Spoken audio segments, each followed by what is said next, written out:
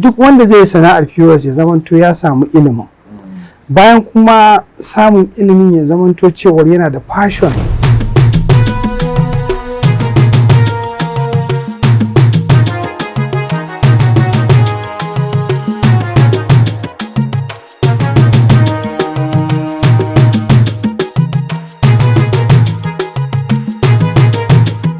Jama'a barkanmu da warhaka, kuna tare da ni Rabal a cikin shirinmu mai suna masana da shugabanni. Muna tare da babban bako mai suna Salihu Ali Umar, wanda shine chairman na Association of Mobile Money Operators of Nigeria, AMMON. Ranka ya daɗe, ko za ka gaya mana kaɗan daga cikin tarihinka kaɗan? To, assalamu alaikum wa rahmatullahi ta'ala wa barakatuhu. Sunana Salihu Ali Umar, kuma ni ne shugaban ƙungiyar Association of Mobile Money Operators of Nigeria, AMMON, wanda ƙungiya ce ta masu hada-hadar kuɗi ta wayar hannu da kuma na'urar POS, wacce ta samu asali tun shekarar 2015. Ni dai mutumin Kano ne, an haife ni a Kano, na yi karatuna a Kano, wanda kuma ƙwarewa ta fi ta ɓangaren harkar hada-hadar kuɗi. Specification dina specialization on accounting na yi, wanda kuma yanzu ina pursuing more accounting specialization, wanda kuma shi POS shine kuma main line of business dina a yanzu haka, insha Allah. To alhamdulillah, ranka ya daɗe, mun gode kwarai da gaske da wannan takaitaccen bayanin naka. Ina da wasu 'yan tambayoyi da nake da shi waɗanda muka karɓa daga wurin jama'a, suke ga ya dace a yi waɗannan tambayoyin domin mu ji daga wurinka. Tambaya ta farko shine, ana yawan samun matsaloli na transaction na POS ta yadda zaka ga an yi transaction daga ƙarshe ya ƙare da tafiya police station, kotu, daga ƙarshe har a tafi gidan yari, wanda wani ma za ka ga transaction ɗin kaɗan ne, ba wani mai yawa bane, amma ya jawo wa shi mai POS ɗin matsala mai girma. To shine nake so ka ɗan yi mini ƙarin bayani akan abubuwan da kuke yi don magance wannan matsalar da kuma abubuwan da shi mutum ya kamata yi domin magance wannan matsala. To wannan matsala ce gaskiya mai faɗi, wanda kuma tushe, kasan duk problem ɗin da kake da shi, sanin tushensa shine kamar sanin solution ɗinsa kashi 50 cikin 100. Sanin matsalar, menene matsalar. To matsalar nan tana da faɗi, faɗinta kuma ya shafi ɓangaren bankuna, ya shafi al'umma, ya shafi kuma mu kanmu masu sana'ar ita POS ɗin. Saboda in an ce transaction yana failing, me yasa transaction yake failing? Dalilai ne da yawa. Na farko akwai infrastructure, su kansu hanyoyin da ake amfani da su wajen gudanar da harkokin suna da waɗansu matsaloli irin nasu. Duka abu ne da ya danganta da network ɗin nan kuma har yanzu muna da shi, amma gaskiya bai wadata ba, ana samun matsala akai-akai. In ka tuna kwanakin shekarun baya kaɗan ko watannin baya kaɗan, lokacin da aka kulle ma babu kuɗi a hannun mutane, aka ce kowa sai ya yi amfani da manhaja. Kawo sabuwar, aka cire tsohon kuɗi. To a wannan lokacin an samu matsala sosai, saboda gaba ɗaya sai ya zamanto infrastructure ɗin ba za ta iya ɗaukan biyan buƙatun mutane ba. To wannan ita ce matsala ta farko. Matsala ta biyu kuma, su yadda mutane suke fahimtar sana'ar POS, dama kamar da akwai ɗan zargi ko rashin nutsuwa, rashin amincewa kafin su yi mu'amala da mai sana'ar POS. Sai na uku kuma, shi kansa mai sana'ar POS ɗin ya shige ta ba tare da ilimi ko sanin ya sana'ar take ba, shi babbar matsala ce mai zaman kanta. To in muka ɗauki matsalolin gaba ɗaya, na ko ɓangaren infrastructure, bankuna suna ƙoƙari, network suna ƙoƙari, ana ɗan samun gyara da sauransu. Na biyu kuma, abubuwan da mu ƙungiya muke yi ta ɓangaren wayarwa da mutane kai akan ita sana'ar POS ɗin ya take, ya mu'amalar mai POS take da shi wanda zai gudanarwa da aiki. Sai na uku, su masu POS ɗin kamar mu a ƙungiyance, duk wanda zai shiga ƙungiya dole a zauna da shi a yi masa training. Menene sana'ar POS? Wannan training ɗin ya ƙunshi abubuwa da yawa. Ita kanta sana'ar POS ɗin menene ita? Kai a matsayinka na mai POS, menene matsayinka a al'umma? Me za ka yi? Me ake tsammani daga gare ka? Me ya kamata ka sani? Me ya kamata ka kiyaye?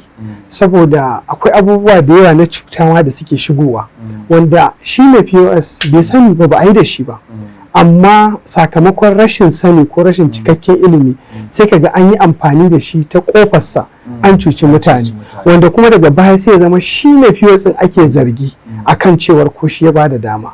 To rashin wannan kwarewar training din tana taimakawa wajen assasa wannan matsalar. In muka da kan tambayar ka ta shi transaction din yayi failing, dalilin transaction yayi failing abubuwa ne su ma da kowane failing a transaction a jikin receipt na POS akwai dalilin da ya sa yayi failing.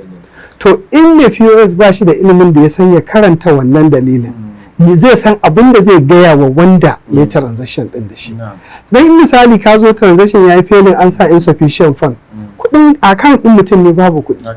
In transaction ya yi failing an sa issuer or switch incooperative, bankin shi ne ATM card shi ne babu network, shi ne bai cooperating ba, wanda mafi yawan matsalar da ake samu ma akan wannan particular failing din ne.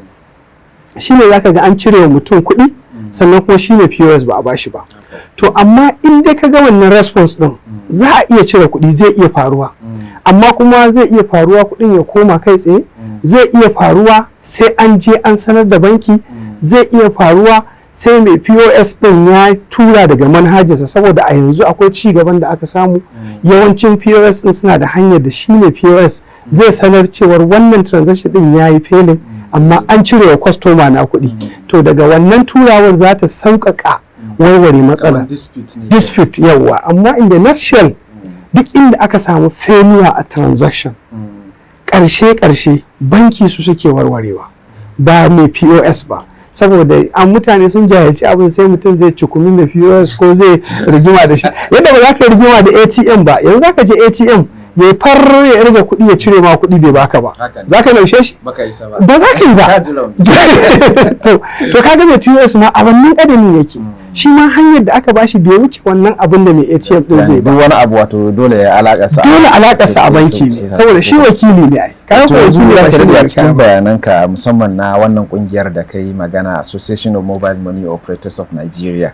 Shin ni na dauka kusan kowa da ke amfani da POS yana cikin wannan kungiyar a Nigeriyance? Gaskiya ba haka bane. In fact ma kalubale ne da yake damun mu yanzu, saboda wancewa ke daya shi yake bata gari. Wa'inda ba su da ilimi ba sa cikin kungiya, kaga mutum abokinka ko dan uwanka yana POS, kai ma sai ka je ka karbo, shikenan ka zo ka fara. Rashin sanin kuma, yanzu misali bari ma baka ita a buɗe, shi fa mai POS banki ne. Yadda kake ganin bankuna suke corporate people, haka ya kamata masu POS su zama corporate people. To babu yadda za a yi kuma yanzu kai a matsayinka na wanda baka san abu ba ka ce za ka je banki shikenan ka zauna za ka yi aiki, ba zai yiwu ba. To wannan shine matsalar, wanda gaskiya wannan matsalar mun taɓa rubuta korafi muka kai wa shi babban bankin ƙasa, wanda akan cewar muna so duk wanda za a bawa POS ya zama an horar da shi, yana da certificate kafin a bashi. Ba mu ce dole ma sai kungiyar mu ba, a'a, amma ya zama dai akwai wannan horarwa, wanda ita a wannan lokacin CBN ta yi tunanin to me yasa kamar ko dan zargin cewa ko muna da selfish interest ne. Muka ce ba haka bane. Wallahi alhamdulillah cikin rufin asiri da godiyar Allah sai CBN suka hada committee team da EFCC da DSS da police da su CBN da mu muka fita team da motocinsu da komai kamar bincike, storming, muka fita storming exercise. Sai mu je mu tambayi mai POS, ya sunanka kaza, ai na kai training kafin ka fara, a ban yi training ba, wai baka POS wane ne, ya ma training bai min ba. Shikenan in transaction kaza ya faru ya kake ka warware. Wani zai gaya maka yadda yake, wani zaka akwai wani da muka samu a sheka aka tambaye shi in transaction ya yi failing, misali an cire customer kuɗi, ya za ka yi da shi? Sai ce wai zai ce wa customer ya zauna bayan kaman ni ko minti 20 ya ce ko awa biyu, in kuɗin bai dawo ba zai ɗauki kuɗinsa ya bashi. A minti biyu ya ce in kuɗin bai dawo ba zai ɗauki kuɗinsa ya bashi. Kaga automatically bai ma sani ba. To da muka yi wannan suka gani kuma suka gaskata, wannan ne ya saka suka bamu damar lalle abin da muke faɗa haka ne, wanda a yanzu haka akwai magana tana ongoing, duk da dai issue na CBN din kanta ta samu matsaloli da yawa. Amma ni a ganin na ranka daɗe ai kamata ya a ce ita gwamnatin ƙasa ma ita kanta ta assasa wannan ƙungiya, ko kuma in ce ta saka doka na cewa ya kamata duk wani wanda zai operating POS ya zama yana, ko da ba wannan ƙungiyar ba, ya zama dai akwai wata hukuma da take kula da duk wani wanda zai amfani da POS a Najeriya. ita dokar da CBN ta yi akan harkar POS shine duk wanda za ka yi amfani da POS ɗinsa haƙƙinsa ne ya maka training. Misali bankuna da sauransu. To amma ba sa yi. Mostly yanzu kamar wasu bankunan ma za su baka certificate na kana da POS ɗinsu amma ba za su maka wannan training ɗin ba. Wanda wannan kuma mu shine ya sa mu ƙungiya muka shiga muke roƙon ya zamanto cewa a yi wannan training ɗin a cika dokar. Ita CBN ta ce a yi. Amma gaskiya ba a yi. To ranka ya daɗe ka yi magana akan cewa wato kafin mutum ya karɓi POS ya kamata shi bankin ko ƙungiyar da za ta baka POS ta yi training ɗinka. So wani irin kira kake musu su masu ba da POS tunda doka ce ta ƙasa cewa in zaka ba mutum POS ya kamata ka yi training ɗinsa. So wani irin kira kake musu? To kiran da nake yi gaskiya shine ga su bankuna su daina ɗaukan mu kaman kishiya. Saboda problem da muke samu da bankuna suna ɗaukan mu ƙungiya a matsayin kishiya wanda mu kuma ci gaba da gyara muke so mu kawo. To inda a ce bankuna za su ba mu haɗin kan da ya kamata ya zama mun yi aiki tare da su, in za su ba mutum POS mu hana su ba mutum POS ba, amma ya zamanto cewa sun tabbatar ya yi training. Inda za mu samu haɗin kan ma 100% ba wanda za a ba wa POS sai ya rijista da ƙungiya. Saboda shi rijista da ƙungiyar nan yana da fa'idoji da yawa. Saboda banda ma a ce matsaloli na yau da kullum, akwai matsaloli da ka iya faruwa tsakanin mutum da kwastoma da za ga har hukuma ta shiga. Wanda alhamdulillah hukumomin tsaron nan suna tare da ƙungiya. Duk abin da ya faru za ka ga sau da yawa za ka ga ƙungiyar za su ma tuntuɓa kai tsaye. More especially in sun ga mai POS da ID card ɗin ƙungiya. To ƙungiyar za su nema kai tsaye. Memban ku an yi kaza da shi ya abin yake ko me ya kamata mu ko wani abu makamancin haka. To akwai wannan haɗin kan. To muna neman gaskiya kira ga su bankuna na farko su ba mu wannan haɗin kan ya zamanto cewar sun ɗauke mu abokanan aiki, sun ɗauke mu kuma wanda za mu aiki tare don mu gyara ita kanta sana'ar, saboda abu ne da zai amfane mu zai kuma amfane su suma. Saboda in ya zamanto wanda suka ba POS ba shi da ilimi ya zamanto ba zai abin da ya dace ba, kaga suma ba su ci ribar ba da POS an faɗi yawwa. To wannan gaskiya shine kiran da za mu yi musu ya zamanto cewa sun ba mu wannan haɗin kan domin mu haɗu mu gyara akan wannan insha Allah. To yanzu misali in ka cire bankuna training da suke yi ya ne wannan matakai mutum zai bi domin shiga ita wannan kungiyar ta? To kungiyar mu ta Association of Mobile Money Operators of Nigeria kofofin mu a buɗe suke kuma muna nan available a social media kamar su Facebook da sauransu.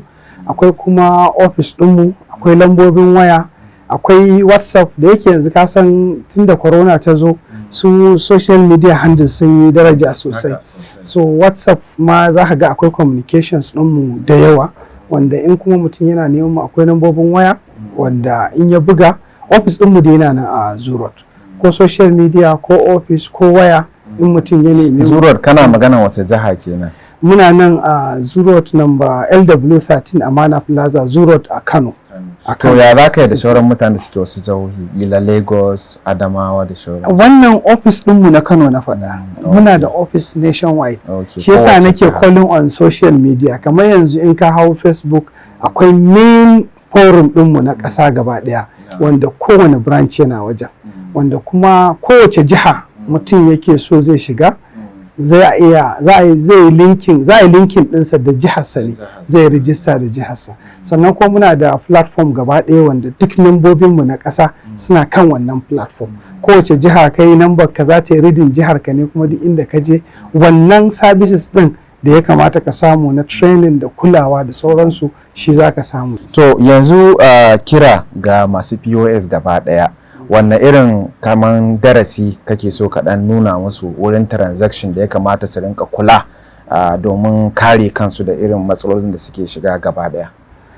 Kira na farko shine dai zan fara yin kira akan abin da na fi sani shine ita kungiya.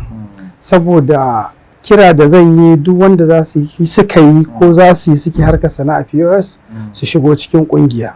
Saboda in muka zama tsintsiya madaurin ki daya za a samu nasarori da yawa, za a shawo kan matsaloli da yawa. Kira na farko kenan. Kira na biyu duk wanda zai sana'ar POS ya zamanto ya samu ilimin. Bayan kuma samun ilimin ya zamanto cewar yana da passion akan sana'ar, saboda passion shi yake motivating success. In mutum ya zama tunan abu baya sansa ko baya jin daɗin sa a ransa, ba zai sha nasararsa ba, wahalarsa zai ta gani. To ita kuma sana'ar POS ni abin da ne a dai sani na, a ƙaramin sani na, babu sana'a mai haɗarinta. Saboda me yasa nace haka? Saboda ai in ka ce kuɗi ma mai sauƙi ne, akwai harkoki na kuɗi da yawa. A sana'ar POS ce kaɗai za a je a yi wani abu na rashin gaskiya a wani waje, ba a yi da kai ba, ba haɗa baki da kai ba, ba a yi shawara da kai ba, ya shafe ka, ka shiga ciki kuma baka da mafita. Wuta duk sana'ar da kaga ta kuɗi ce, ai sai an yi da kai kake shiga matsala. To shi POS ba a yi da shi ba amma zai shiga. To me zai sa ka shiga in baka da ilimi? So wannan shine matakin farko. To yanzu misali kamar yadda ka yi bayani a cikin kungiya, kuna da abubuwa wanda kungiya ta tanada domin taimakawa mutane in sun shiga. Yanzu muna ta magana ne akan cewa me zai kare ka daga shiga matsala. To in ka riga ka shiga matsalar kuma me kungiya take yi ko take da shi wanda yake taimakawa wurin warware matsalolin da mutane ke shiga? Na farko matsaloli suna da yawa. Duk da dai misali na banki da sauransu, amma mu ɗauki kamar matsaloli bangaren harkar jami'an tsaro. Dan ina iya tunawa akwai kes ɗin wani memba ɗinmu da ya shiga akan 3,000, wallahi har Abuja muka je akan kes ɗin naira 3,000. Naira 3,000 tun daga Kano. Saboda me? Saboda memba ne kuma ya shiga matsalar kuma ya yi abin da ya dace. Ai har kullum muna so mutum ya yi abin da ya dace. Record muna ba da muhimmanci sosai wajen kifin record, yana rage matsaloli da yawa. To shi ya yi kifin record ɗin, amma issue ɗin da aka samu, nan ɗan baka labarin a takaice. Mutum ne ya zo wajensa cire kuɗi naira 3,000, ya cire kuɗin, ya ba da account number shi mai POS, aka turo kuɗin ya ɗauka ya bashi ya tafi. Bayan kamar wajen kusan wata 7 sai shi mai POS ya je banki, sai aka kama shi. Da aka kama shi aka tafi state CID, sai aka kira ƙungiya. Muka je me ya faru, aka ce ai daga Abuja aka turo a kama shi. Me yayi bai sani ba. Sai da aka yi signal Abuja, muka da ƙyar fa, don cewa suka yi ba za ma a yi maganar a nan ba sai an je Abuja. Da ƙyar sai da ma dan muna ma da alaka da shi da deputy commissioner da yake handling case din, aka tambaya wani case ne, wani mutum aka bawa mota hire purchase a Abuja, ya gudu da motar lokacin corona din nan, wajen wata nawa mai matar bata san shi ba, bata san inda za ta same shi ba. Sai bayan wani lokaci ne ya buga mata cewar corona ce ta hana shi dawowa, ba hanya kaza mota ta lalace, ta tura mai kuɗin gyara, zai gyara mota ya dawo. Shine wannan 3,000 da aka tura. Sai aka tura ta POS. Sai aka tura ta POS. So shi ita kuma da bayan tsawon lokaci bai dawo ba, take neman sa, ba ta da address ɗinsa, sai ta ce amma ta taɓa tura masa kuɗi a account ɗinsa. Sai aka bi account, sai aka rike.